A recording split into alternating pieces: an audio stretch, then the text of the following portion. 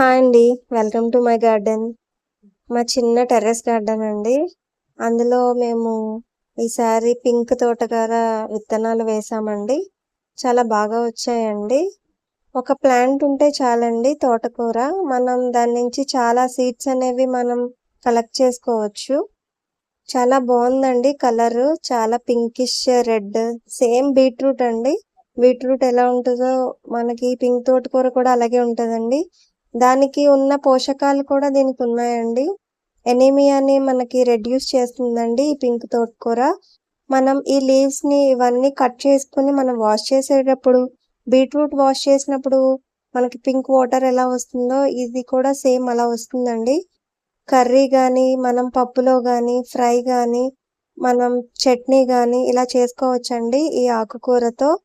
ఆకుకూరలతో రకరకాలుగా చేసుకోవచ్చండి. ఓన్లీ పప్పులో కాకుండా చాలా విధాలుగా మనం ప్రిపేర్ చేసుకోవచ్చండి రెసిపీస్ అనేవి.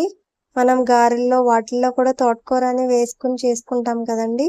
అలా మనకి నచ్చిన విధంగా ఒక లీఫీని మనం రకరకాలుగా వండుకోవచ్చండి. ఇవి మా గార్డెన్‌లో పండిన పింక్ తోటకూర అండి. బీట్రూట్ తోటకూర అనొచ్చు ఆర్ పింక్ తోటకూర అని కూడా అనొచ్చండి. మా బాబు ఈరోజు మా గార్డెన్‌లోని ఈ పింక్ తోటకూరని హార్వెస్ట్ చేశాడండి.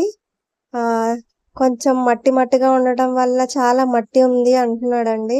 మేము హార్వెస్ట్ చేసుకున్న తర్వాత మేము వాటిల్ని ఇలా కట్ చేసుకొని పీసెస్ కింద చేసుకున్నామండి. ఫ్రై కోసం, కర్రీ కోసం మనం యూజ్ చేసుకోవచ్చండి. చాలా బావుందండి. కలర్‌ఫుల్‌గా ఉంది చూడడానికి. అంతే హెల్తీ అండ్ అంతే టేస్టీ అండి ఈ పింక్ తోటకూర. చిన్న చిన్న బాల్కనీస్‌లో కూడా మనం ఈ తోటకూర అనేది పెంచుకోవచ్చండి.